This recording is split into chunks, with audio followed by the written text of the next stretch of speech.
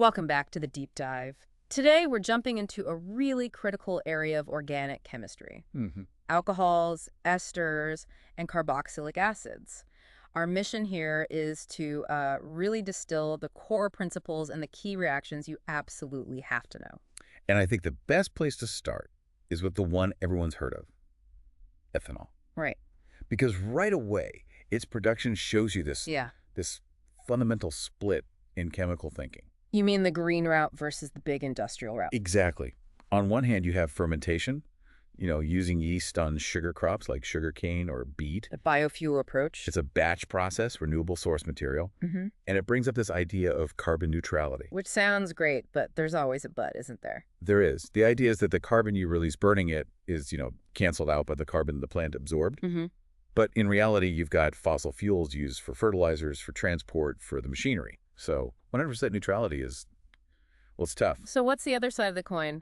The industrial method. That's the continuous process. Yeah. You take ethene, which we mostly get from cracking crude oil. Which are not renewable. Not at all. You react it with steam using a phosphoric acid catalyst. It's incredibly efficient, runs all the time, but it's tied directly to the petrochemical industry. That contrast really sets the stage for everything we're about to discuss. It's the perfect context. Okay, so let's get into the nitty-gritty. Chemically, what is an alcohol? It all comes down to the hydroxyl group, the SOH functional group. Okay. If you stick one of those onto a simple alkane chain, your general formula is CnH2 2N plus 1OH. And the naming is pretty straightforward. You just add anol. So methane becomes methanol. But once you get a longer chain, just saying, for example, propanol isn't enough, is it? The location of that IOH group is everything. It is absolutely essential. And that brings us to classification. The reactivity depends entirely on the carbon that's actually bonded to the ACE-OH group. Primary, secondary, and tertiary. Exactly. And it's simple. Just look at that carbon atom. If it's attached to only one other carbon, it's a primary alcohol, like propan-1-ol. Okay. If it's attached to two other carbons, it's secondary, like propan-2-ols. And three. That's a tertiary alcohol, like 2-methylpropan-2-ol. And you have to know this because when we get to oxidation later, this classification is the only thing that matters. And before we even get to reactions, that OH group completely dominates the physical properties, doesn't it? Suddenly you have these high boiling points, they mix with water. Yeah, compared to their parent alkanes, it's a night and day difference. Why? 2 words. Hydrogen bonding. Oxygen is so electronegative, the OH group creates a strong dipole. Right. So you get these powerful hydrogen bonds forming between the alcohol molecules themselves. That's why the boiling points are so high. You need a ton of energy to break those forces. And that also explains why they mix with water so well. Mm-hmm. The alcohol's OH group can form hydrogen bonds with water molecules. So for small alcohols, that polar head is enough to kind of drag the non-polar tail into the water. But if the tail gets too long... Exactly. You get to something like hexane-1 and that long, greasy hydrocarbon chain just overwhelms the small polar group. It won't mix anymore. Okay, let's talk about acidity. This is a really elegant concept. Ethanol has an OH bond, just like water, but it's actually a weaker acid than water. What is going on there? It all comes down to the stability of the ion that's left behind. Okay. When ethanol loses its proton, it forms the ethoxide ion. And the alkyl group, the ethyl part, is electron donating. We call it the positive inductive effect. So it's basically just shoving electron density towards that oxygen atom. Precisely. And that intensifies the negative charge on the oxygen. It makes the ethoxide ion really unstable. So it immediately wants to get its proton back. It desperately wants to grab an H+ and go back to being a stable ethanol molecule. So the equilibrium lies way over on the side of undissociated ethanol. They're water. Water just forms the hydroxide ion, OH-. There's no alkyl group shoving electrons at it, so it's relatively more stable. It's a perfect example of structure dictating chemical properties. Great. So now we know what they are. How do chemists actually make them? What's in the toolbox? There are 6 main routes, but you can kind of group them into 3 main ideas: addition, substitution, and reduction. Okay, lay them out for us. First up, addition. You can do an electrophilic addition of steam to an alkene using a concentrated phosphoric acid catalyst. Right. Or a special kind of oxidation where you use cold, dilute, acidified potassium manganate 7 on an alkene to form a diol. A diol, so 2 OH groups. Yep. Then you've got substitution. Nucleophilic substitution. That's the one. You take a halogen alkane, heat it with aqueous sodium hydroxide, and you swap the halogen for an OH group. And that leaves reduction. Yeah, and this is how we go backwards for more oxidized molecules. Hmm. You can reduce an aldehyde or a ketone using something like sodium borohydride. Aldehydes make primary alcohols, ketones make secondary. Got it. And for carboxylic acids, you need a stronger reducing agent, like lithium aluminum hydride. And the last one is just hydrolyzing an ester. Heat it with a dilute acid or an alkali, and you'll get the alcohol back. That's Yeah. pretty much your full toolkit. Perfect. So let's flip that on its head. How do alcohols react? I know it comes down to which bond breaks, the CO bond or the OH bond. That's the framework. Let's start with breaking the carbon-oxygen bond.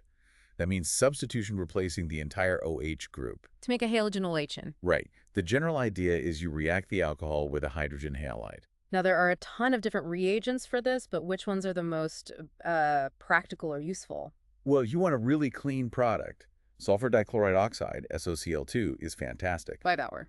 Because the other products, hydrogen chloride and sulfur dioxide, are both gases. Ah, so they just bubble out of the mixture. They just leave. It makes separation so much easier.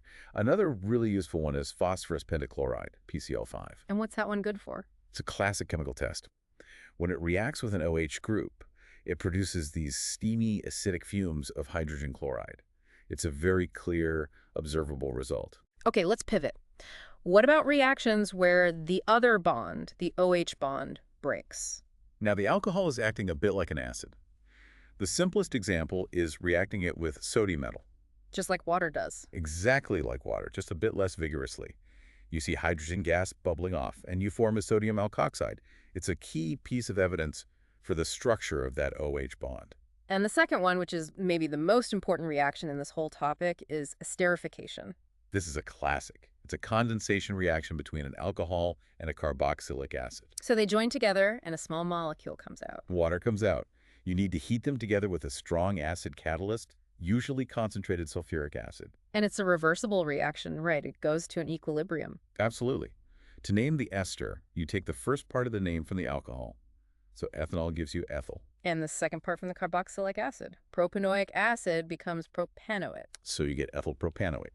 Simple as that. And if we can make them, we can break them. Let's talk about hydrolysis. Acid versus base. Big difference. Acid hydrolysis just reverses the esterification. It's reversible, so you end up with an equilibrium mix of all four things. But base hydrolysis is different. Totally different. Yeah. Using something like sodium hydroxide is not reversible. It goes all the way to completion. You get your alcohol back, and you get the sodium salt of the carboxylic acid. Right, which pulls the whole reaction to one side. Okay, one more before we hit the big one. Dehydration. Yep, an elimination reaction. This is how you turn an alcohol back into an alkene by removing water. And the conditions. Two main ways. Either you heat the alcohol with concentrated sulfuric or phosphoric acid to about 170 degrees Celsius, or you pass the alcohol vapor over a hot catalyst like aluminum oxide. Okay, now for the main event, oxidation. Why is our classification primary, secondary, tertiary so critical here? Because it completely determines the outcome. We use acidified potassium dichromate as the oxidizing agent, and the first thing you look for is the color change. From that bright orange to sort of sludgy green. Right. Orange dichromate ions get reduced to green chromium-3 ions. That's your proof a reaction has happened. So who reacts? Tertiary alcohols do not react. The carbon holding the 8OH has no hydrogens to remove, so you warm it up and see nothing. It stays orange. Okay, that's a clear negative result. Secondary alcohols, they oxidize, but they only go one step to a ketone, and then they stop. Propan-2-ol becomes propanone. End of story. Which leaves the primary alcohols, the ones that require real control. This is the key piece of practical chemistry. Primary alcohols can be oxidized in two stages. Mm-hmm. If you only want the first product, the aldehyde, you have to gently heat the mixture and distill the aldehyde out the second it forms. You physically remove it from the reaction. You get it out of there before it can be oxidized again. But if you want the final product, the carboxylic acid, you do the opposite. You use excess oxidizing agent and you heat it strongly under reflux. So refluxing keeps everything in the flask until the reaction is totally finished. It's all about control. Distill for the aldehyde, reflux for the acid. That distinction is so important. Okay, this leads us perfectly to our last group, carboxylic acids. We know we can make them from primary alcohols. What's the other main route? Hydrolysis of nitriles. You take a compound with a C triple bond N group, reflux it with some dilute HCl, and you convert that nitrile group directly into the diisocioH group. And as their name suggests, they act like acids. Weak acids, but acids nonetheless. That's right. They only partially dissociate in water, but they do all the standard acid reactions. Like, They'll neutralize an alkali to make a salt in water. They'll react with a reactive metal like magnesium to produce hydrogen gas. and the classic test for an acid. They react with carbonates to give us salt, water, and carbon dioxide gas. See the fizzing? Perfect. And to finish, let's close the loop. We said you can reduce a carboxylic acid back to an alcohol. What are the specifics for that? For this, you need the big guns. The powerful reducing agent, lithium tetrahydroaluminate, LiOH4. And it's a tricky one to handle, right? Very. It reacts violently with water, so you have to do the reaction in dry ether. But it will take that carboxylic acid all the way back down to its corresponding primary alcohol. It closes the entire synthetic cycle. Alcohol to acid, acid back to alcohol. If you take away just three things from this, it should be these. 1. Classification is everything. Primary, secondary, tertiary dictates behavior. 2. Reactivity is all about which bond breaks, CO or OH. And 3. And 3, the central cycle that connects it all is alcohol to aldehyde to carboxylic acid and back again. Which brings us to our final thought for you to explore. Given that you need gentle heat and distillation to make an aldehyde, but then strong heat and reflux to push it to the carboxylic acid, and then you need an incredibly powerful reagent like LiOH4 to go all the way back to the alcohol. What does that tell you about the relative energy states of these three molecules? Think about how big the energy barrier must be for that final reduction step. Thank you for joining us for this deep dive into the chemistry of alcohols, esters, and carboxylic acids.